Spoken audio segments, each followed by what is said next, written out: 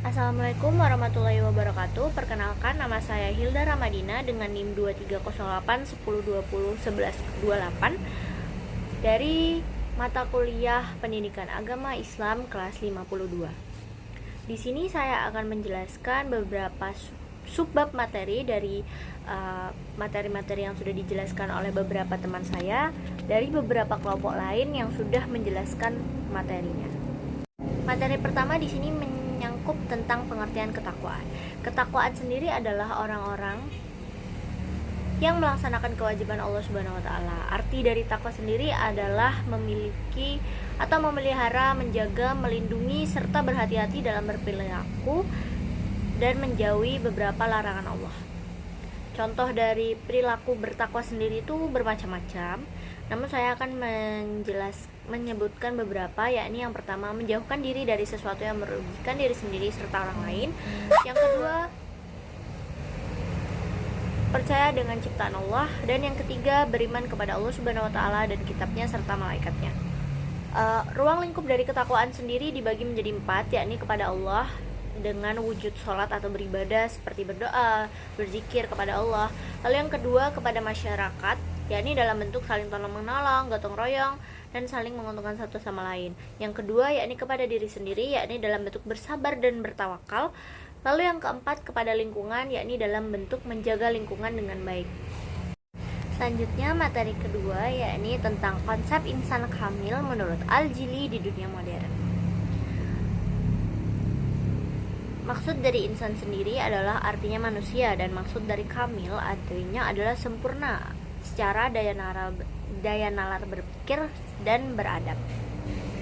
Contoh kegiatan dari konsep insan kamil sendiri itu seperti melakukan meditasi spiritual untuk menentukan bagaimana mereka memperdalam agama Islam. Di dalam konsep insan kamil menurut Al-Jili dan di dunia modern sendiri ada konsep tujuan untuk segi pendidikan, yang dimana yang pertama mencerdaskan murid, meningkatkan kesadaran spiritual, serta meningkatkan rasa empati. Lalu juga ada konsep tujuan Al-Jili menurut karakter, yang pertama yakni untuk meningkatkan rasa ingin bekerja keras, kejujuran, serta keadilan. Selanjutnya materi ketiga yakni tentang nilai HAM dan demokrasi. Dalam materi ini dijelaskan beberapa cara untuk merealisasikan HAM di kehidupan sehari-hari, apalagi sebagai umat muslim. Beberapa caranya yakni melakukan sosialisasi HAM di masyarakat, melakukan kampanye, mengimplementasikan pola hidup masyarakat yang baik, serta menerapkan pengetahuan HAM dalam metode pembelajaran. Selain itu, dijelaskan juga cara untuk merealisasikan HAM dengan cara berpegang dalam surat Asy-Syura ayat 38 yang berisi tentang demokrasi. Materi selanjutnya yakni materi keempat tentang indikator manusia berakhlak di era 4.0. Dalam materi ini disebutkan bahwa era globalisasi yang modern akan berpengaruh dalam kegiatan akhlak serta perilaku umat muslim. Nah, meski begitu kita seharusnya sebagai umat muslim itu dapat menjaga segala akhlak baik yang akan kita lakukan dimanapun dan kapanpun.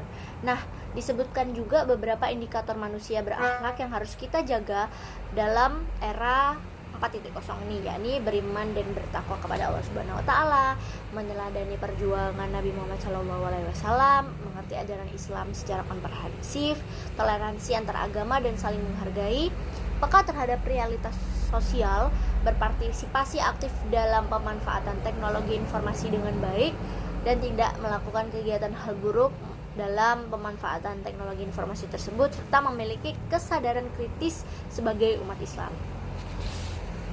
Materi yang kelima yakni membahas tentang tanggung jawab para ilmuwan terhadap alam dan lingkungannya. Nah, alam dan lingkungan adalah ciptaan Allah Subhanahu wa taala yang sudah kita ketahui dan harus kita jaga. Biasanya kebutuhan manusia itu mengharuskan kita untuk mengeksploitasi atau menghancurkan kesenian alam yang sudah Allah ciptakan. Namun sebagai umat muslim kita harusnya bisa menjaga dan menyeimbangkan atau berusaha untuk melestarikan lingkungan itu sendiri. Sesuai dengan firman Allah pada Ar-Rum ayat 41, telah nampak kerusakan di darat dan di laut disebabkan karena perbuatan manusia, supaya Allah merasakan kepada mereka sebagian dari akibat perbuatan mereka agar mereka kembali ke jalan yang benar. Nah, dari apa yang sudah dikatakan sesuai dengan firman Allah ini, ada juga dua fungsi utama manusia di dunia, yakni sebagai abdun atau hamba Allah, yang dimana manusia memiliki keharusan untuk taat serta patuh pada penciptanya, yaitu Allah. Lalu ada khalifah, yakni wakil Allah, yang dimana manusia memiliki tanggung jawab untuk menjaga serta melestarikan keseimbangan alam dan lingkungan yang sudah kita tempati sebagai manusia itu sendiri. Itu adalah salah satu tanggung jawab umat muslim sebagai manusia terhadap alam dan lingkungan yang sudah Allah ciptakan. Materi selanjutnya yakni materi ke-6 yang berisi tentang konsep ukhuwah wataniyah. Arti dari ukhuwah sendiri merupakan ukhun atau sahabat atau kawan, dan wataniyah sendiri artinya adalah kebangsaan. Maksudnya adalah ukhuwah wataniyah artinya hubungan persaudaraan yang didasari atas satu tanah air yang diikat oleh rasa nasionalisme atau kebangsaan tanpa melihat suku, ras, dan agama. Namun masih sering terjadi konflik di antara suku, ras, dan agama ini ya teman-teman, karena adanya perbedaan antara mayoritas dan minoritas. Nah, maka dari itu diperlukan upaya untuk menghadapi atau menerapkan ukhuwah wataniyah yang baik. Yang pertama yakni wajib mengikuti mata pelajaran PPKN selama sekolah dasar, sekolah menengah pertama hingga sekolah menengah akhir. Lalu yang kedua, sebagai muslim yang mayoritas ada di Indonesia, kita harus bisa menyadari serta bertanggung jawab dalam menjaga persatuan NKRI sebagai umat muslim yang paling banyak jumlahnya di Indonesia. Kita harus saling menghargai satu sama lain dari perbedaan suku, ras, agama, apalagi dengan Indonesia dengan berbagai perbedaannya itu tadi. Selanjutnya ada materi 7 tentang kebudayaan dan Islam. Kebudayaan sendiri memiliki arti hasil karya, rasa, cipta manusia atau juga disebut sebagai pola berperilaku secara eksplisit maupun implisit dan nantinya akan menjadi identitas dari pelaku yang melakukan kegiatan itu sendiri. Nah, Islam artinya adalah agama yang merupakan kata Islam sendiri dari bahasa Arab yang artinya salmu, yang artinya damai.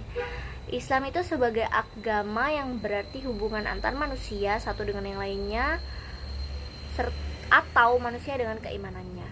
Hubungan kebudayaan sendiri dengan Islam yakni perilaku yang dilakukan oleh umat Islam yang nantinya akan menggambarkan atau menjadikan identitas orang Islam itu sendiri dengan adanya pola-pola perilakunya.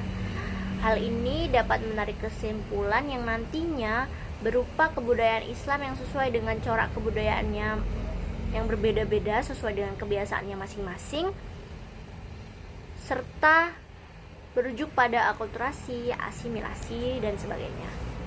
Dan yang terakhir yakni materi ke-8 tentang analisis moderasi dalam interaksi muslim dan non-muslim. Jadi hubungan antara umat muslim dan non-muslim sudah terjadi sejak dari zaman Nabi Muhammad SAW, dari segi baik maupun buruk gitu ya. Kita sebagai umat Nabi Muhammad itu harusnya bisa senantiasa menjaga hubungan baik ini antara umat muslim dan umat non-muslim.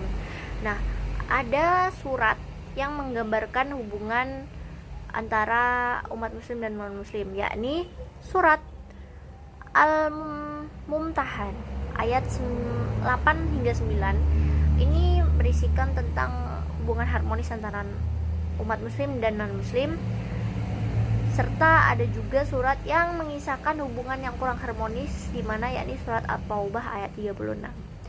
Jadi dapat disimpulkan sendiri hubungan antara umat muslim dan non-muslim itu boleh saja terjadi asal dilakukan secara harmonis, tidak terjadi konflik, tidak menciptakan konflik satu sama lain yang dapat merugikan satu sama lain. Juga antara agama sendiri bisa saling menghargai dan tidak memaksakan kehendak satu sama lain. Ada juga beberapa prinsip-prinsip interaksi yang perlu kita ketahui sebagai umat muslim kepada non-muslim. Yang pertama, mengenal satu sama lain sesuai dengan Al-Hujurat ayat 13, tidak menghakimi pilihan orang lain yang berbeda agama dengan kita sesuai dengan Al-Kafirun ayat 6. Juga ada kesepakatan atau kompromi antar pemeluk agama agar tidak menimbulkan pertikaian sesuai dengan surah Al-Imran ayat 64. Mungkin segitu penjelasan serta beberapa penyampaian materi per subbab yang sudah dijelaskan oleh beberapa teman saya. Mohon maaf bila ada kesalahan atau kekurangan. Wassalamualaikum warahmatullahi wabarakatuh.